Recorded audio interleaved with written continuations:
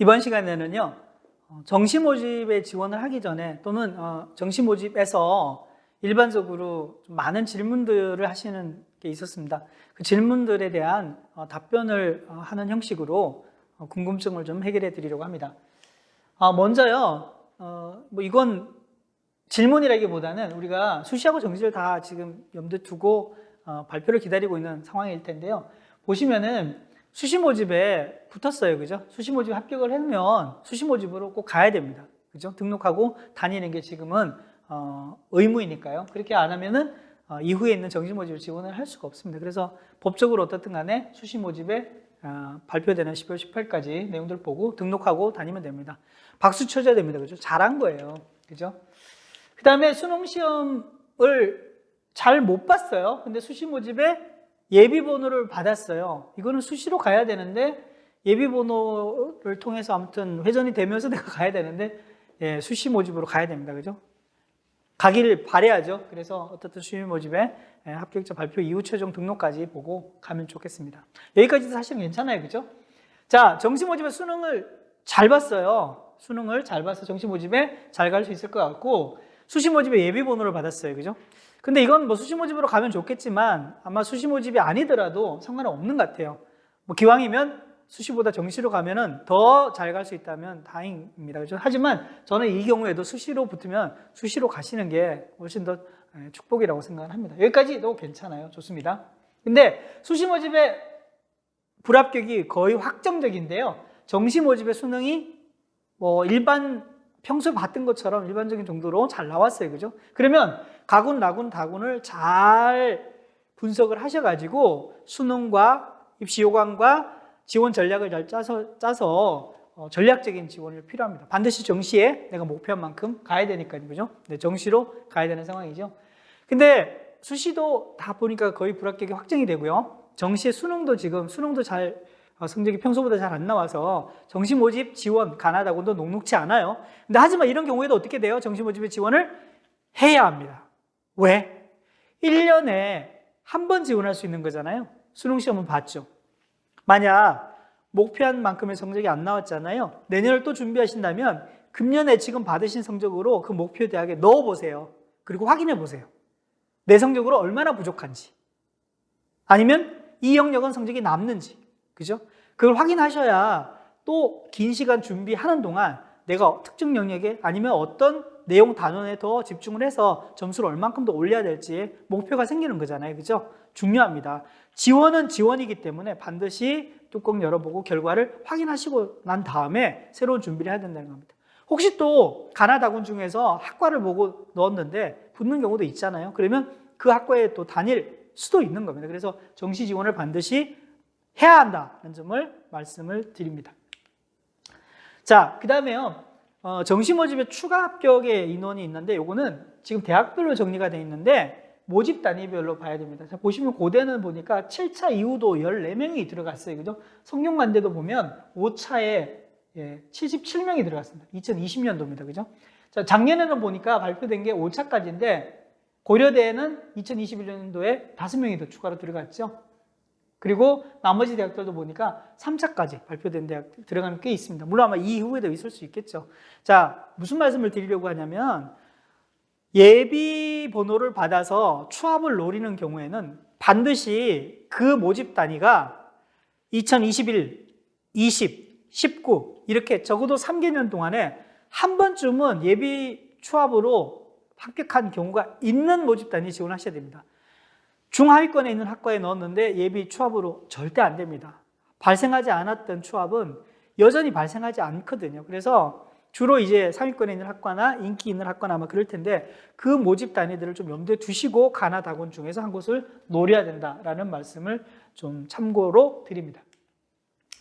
자, 그 다음에 사회 과목에 선택 과목과는 유불리가 있다고 제가 일부에서 수능 채점 결과 분석에서 말씀드렸는데요.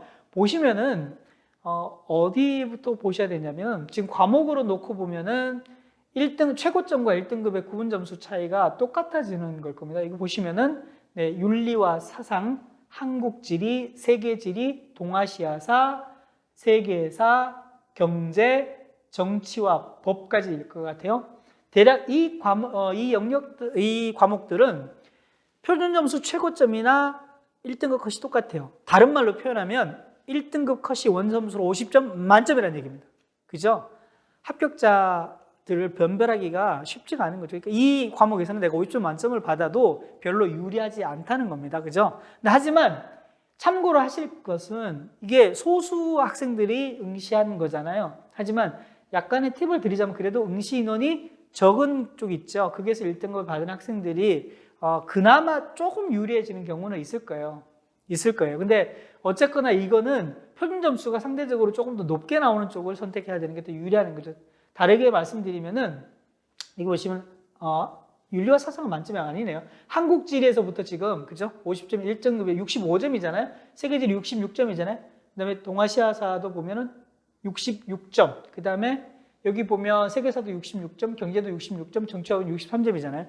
정치화법에서는 1등급을 선택한 최고점이나 1등급이 63점이 상대적으로 되게 불리한 거예요. 그렇죠? 내가 정치화법을 선택해서 1등급 최고점을 받았잖아요. 그런 경우에는 다른 데 지원할 때 이 사탐의 이 영역으로 얼마만큼 불리한지, 이 과목으로 불리한지를 염두에 두셔야 된다는 겁니다. 다른 친구들에 비해서 상대적으로 불리하는 게 액면 그대로 처음에 나타나는 거잖아요. 그래서 잘 해야 되셔야 됩니다. 그래서 요 과목이 아닌 다른 과목을 선택했다면 뭐 더 좋겠지만 유불리에서 하지만 내가 선택한 과목이 오히려 표준점수 최고점이 낮다면 상대적으로 불리하다는 점을 좀 염두에 두시고 대학별 실제 환산 점수 계산할 때 참고를 하셔야 된다라고 보시면 되겠습니다.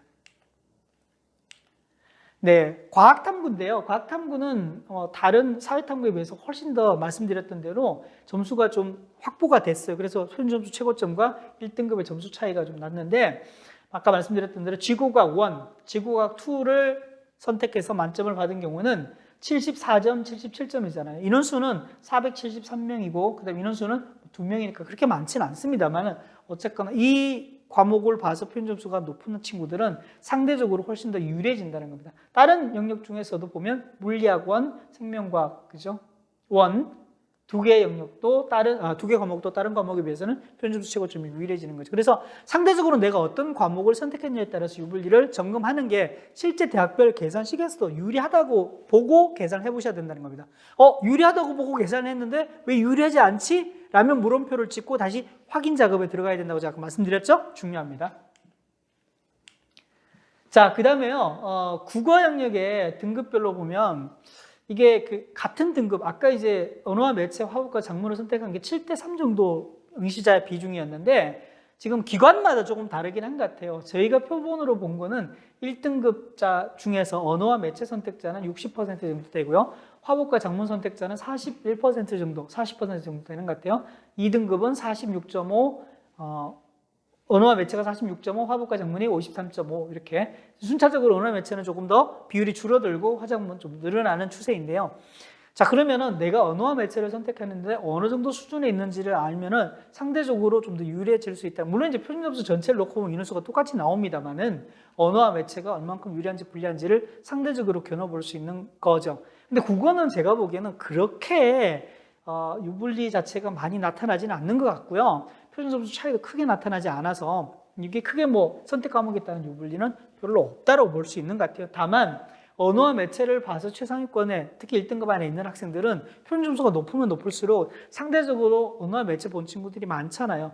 거꾸로 보셔야 되는 거죠. 화법과 작문을 선택한 친구들 입장에서 볼 때는 상대적으로 더 불리하다. 나보다 언어와 매체 보아서 성적이 괜찮은 친구들이 더 있다는 점을, 물론 선택 과목에 따른 가산점을 주지는 않지만 더 있다는 점을 좀 염두에 두셔야 된다는 거 참고하시고요.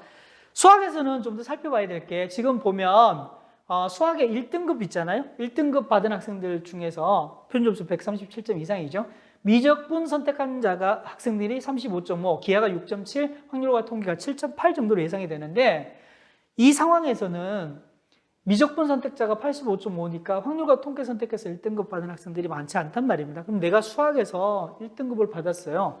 상당히 유리한 고지를 점령하고 있는 거죠. 예를 들어서 아까 인문계열에 봤던 수학의 반영 비중이 높은 대학 있잖아요. 그 대학에서는 대박입니다. 그죠?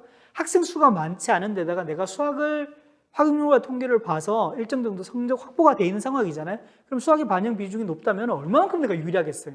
더 유리한 거죠. 그래서 대학별 환산 점수를 계산해도 내가 훨씬 더 유리해질 수밖에 없다는 걸 좀 염두에 두면 실제 계산 점수가 나왔을 때도 아 맞구나, 역시 나는 유리하구나, 되는구나, 합격하겠구나 라고 예측할 수 있는 거죠. 반대로요, 미적분을 선택한 학생들이 다 이과 학생들이잖아요. 이 학생들은 상대적으로 되게 많은 거예요. 상위권에서 수학 점수가 확보되지 않은 1등급이면, 그러니까 1등급에서도 백분위가 많이 높지 않은, 그러니까 상위권의 표준 점수가 높은 표준 점수가 아닌 경우에는 내가 1등급을 받았더라도 나보다 잘하는 애들이 많기 때문에 의대에 지원하면 상대적으로 유리하지 않아요. 그죠? 왜냐하면 똑같은 모집 단위에 상위권 의대를 노리는 상위권 자연계열 학생들이 많기 때문에 오히려 더 불리해질 수도 있다는 거거든요. 그래서 내가 수학에서 1등급이지만 표준 점수가 높은 표준 점수가 아닌 경우에는 수학 반영 비중이 높은 데를 지원하면 오히려 더 불리해질 수 있다는 점을 좀 염두에 두고 판단을 하시면 좋을 것 같다는 말씀 좀 드리고요. 맨 그 아래표의 오른쪽을 보시면 지난해 대비해서 저희가 일부에서 수능 결과 분석할 때에도 배치 점수가 자연계열은 높아지고 지난해 대비해서요. 인문계열은 낮아진다고 말씀드렸잖아요. 그래서 수학의 등급을 기준으로 봐서 이 정도 등급인 학생들은 물론 다른 국어나 영어나 탐구 영역의 점수도 비교를 해봐야 되겠지만 수학 단일 과목으로 비교를 해보더라도 영역으로 비교를 해보더라도 대략 내가 받은 등급에서 이 정도 점수 차이가 지난해보다는 높아야만이 유리하다라고 판단해 볼 수 있는 선입니다. 그렇죠? 그래서 지원할 때 수학 과목, 내가 수학을 잘했다면 수학 과목으로 좀 판단해 볼 수 있는 점수 차이가 등급별로 어느 정도 난다는 걸 참고를 해서 보시면 좋을 것 같습니다. 자, 그 다음에 금년에도 수학의 2과목을 선택한 학생이, 죄송합니다. 과학탐구의 2과목을 선택한 학생이 있죠? 과탐2 있죠? 서울대를 염두에 두셨을 텐데, 지난해하고 똑같이 보니까 전체 단순 합산한 인원으로 보더라도 16,000명 정도가 되잖아요. 이 중에서 서울대를 염두에 두거나 또는 뭐 한양대라든지 2과목에 가산점을 주는 대학에 지원을 하려고 염두에 두는 친구들은 훨씬 더 유리한 고지에 있어요. 그래서 점수가 크게 빠지지 않는 이상은, 낮아지지 않는 이상은 여전히 특정 과목을 지정했기 때문에 유리한 상황이 있어서 대학별 점수 계산을 잘 해보면 좋겠습니다. 왜냐하면 액면 국어, 수학, 탐구 영역에 우리가 얘기하는 국수단 표준 점수 합산에서는 점수가 좀 낮아지더라도 2과목 선택자들만 고르게 되면 오히려 더 실제 환산 점수가 낮아도 합격의 가능성이 있기 때문에 조금 염두에 두시고 제대로 된 실제 환산 점수 계산을 통해서 유불리를 점검해보고 합격 가능성을 점검해보자, 이렇게 판단할 수 있습니다. 자, 앞에서도 제가 여러 차례 많이 말씀드렸을 텐데요. 지금 현재 대학별 계산식을 통해서 수능 영역별 반영 비율, 영어 등급 점수, 가산점까지 고려한 환산 점수를 통해서 가능성을 알아보는 게 핵심입니다. 정시 모집에서. 그래서 지금부터 아마 지원 전까지 돌려봤어? 어디에 놓고? 어느 입시기관에 놓고 돌려봤어? 어디에서 돌려봤어? 이런 얘기를 참 많이 하실 거라고요. 오늘도 돌려보고 내일도 돌려보고 아침에도 돌려보고 점심에도 돌려보고 저녁에도 돌려보고, 그죠? 뭔가 달라지는 거 있는가 싶어가지고 특히 모의 지원을 염두에 두고요. 그래서 여러 기관의 점수들을 좀 많이 보시는 게 필요하고요. 상담도 여러 군데 좀 많이 받아서 그 결과들을 종합적으로 분석하는 게 좀 필요할 것 같아요. 물론 최종 선택은 우리 학부모 또는 학생이 하셔야 되겠지만 그 과정들을 통해서 어느 정도까지 이 정도 점수, 상담을 이 정도 받았으면 내가 지원을 판단하기 이전까지의 충분한 정보력을 가지고 판단을 하는지 안 하는지는 알 수 있잖아요. 그러니까 후회 없는 지원을 하기 위해서는 여러 가지 많은 정보들을 일단은 섭렵을 하시고 그 섭렵된 정보를 통해서 여과 장치를 거치든 아니면 분석을 통해서 제대로 된 판단을 하시고 난 다음에 최종 지원을 하자, 이렇게 볼 수 있습니다. 그래서 대학별 환산 점수는 반드시 계산식을 통해서 여러 기관들의 점수들을 다 배치 점수가 환산된 점수를 통해서 내 점수와 함께 환산된 점수끼리 내 점수, 배치 점수를 비교해 보는 게 중요하다, 이렇게 말씀드릴 수 있습니다. 자, 한 대학의 예시인데요. 이 대학에 영역별로 반영 비율이 다르잖아요. 영역별로 유불리가 발생하는 겁니다. 그리고 특정 영역은 표준 점수, 또 어떤 영역은 변환 표준 점수를 쓰고 영어는 가중치, 등급별 가중치, 등급 환산 점수를 통해서 합산 점수로 가산점을 반영을 하는 등등을 통해서 실제로 대학별 계산 식이 있잖아요. 그죠? 이 식을 통해 가지고 내 점수를 딱 하면 내 점수는 이 점수가 나오는 거죠. 내 점수는 성적표상의 점수가 있으니까 그대로 계산해 보면 됩니다. 자, 문제는 환산 점수가 중요하다고 하는데 대학별로 배치 점수는 어떻게 환산되느냐? 아까 제가 일부에서 중요하다고 얘기했던 점수 대별 영역별 평균 있잖아요.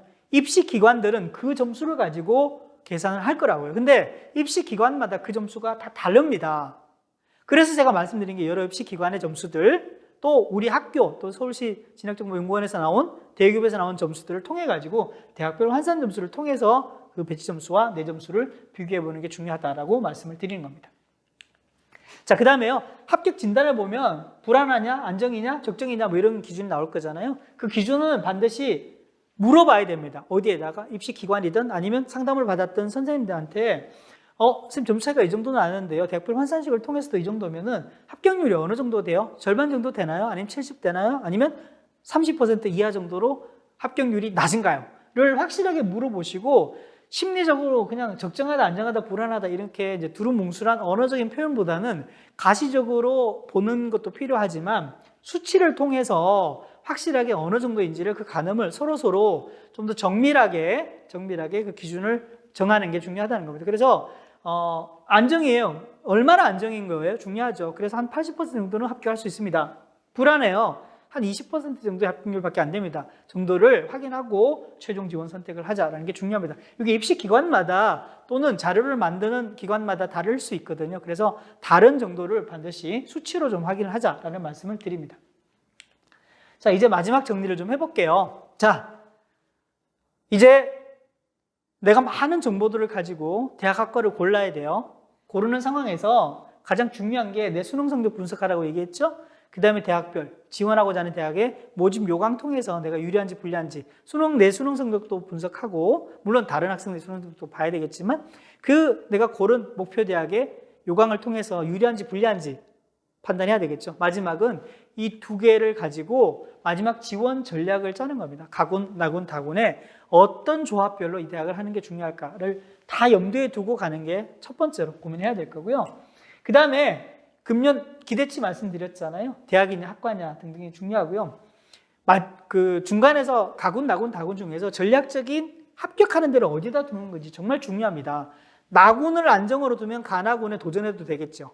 가군을 안정으로 두면 나다군을 도전해도 되겠죠. 그죠? 그래서 내가 목표를 두고 있는 입시군이 어느 대학군인데 그 군에서 그 대학 학과에 반드시 붙을 거냐 도전할 거냐에 따라 달라지는 거죠. 만약 그 군에 도전하면 다른 한 곳은 어떻게 해요? 또 안정되는 목표 대학은 아니지만 안정되는 다른 대학을 또 찾아야 되겠죠. 그렇게 해서 어느 군의 목표 대학 학과를 놔둘 거냐를 선택하는 게 중요하다고 볼 수 있고요.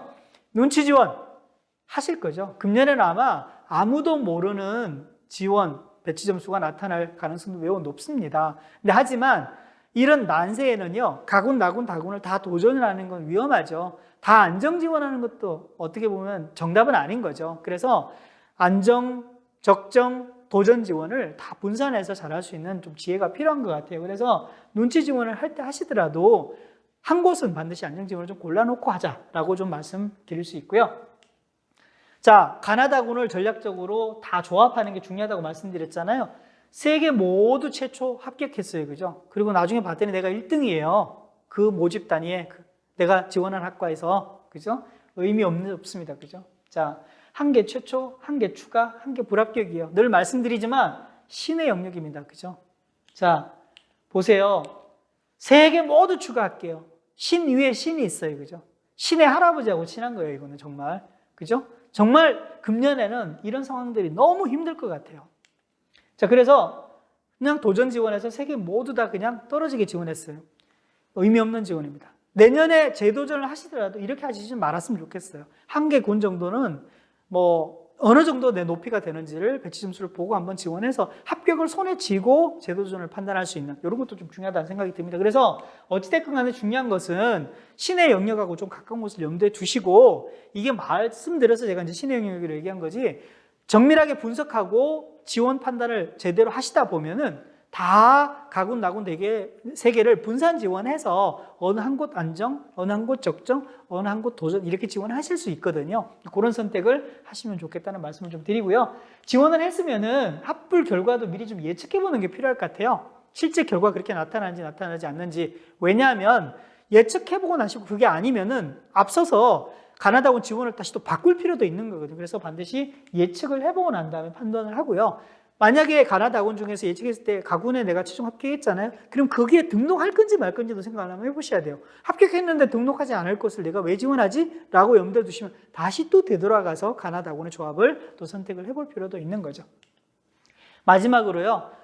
지금 뭐 가족뿐만 아니라 상담 받으시고 난 다음에 상담 보시면 대부분 학생과 부모님 두 분, 또 뭐 다른 뭐 가족들 이렇게 해서 서너 분 정도 오시거든요. 오셔가지고 가족 이제 상담도 하시지만 가족끼리 회의도 하시고 좀 많은 시간 동안 좀 합리적인 의사결정을 할 수 있도록 하시면 좋을 것 같아요. 대신에 이 과정에서 우리 학생 의견 좀 많이 반영해 주셨으면 좋겠습니다.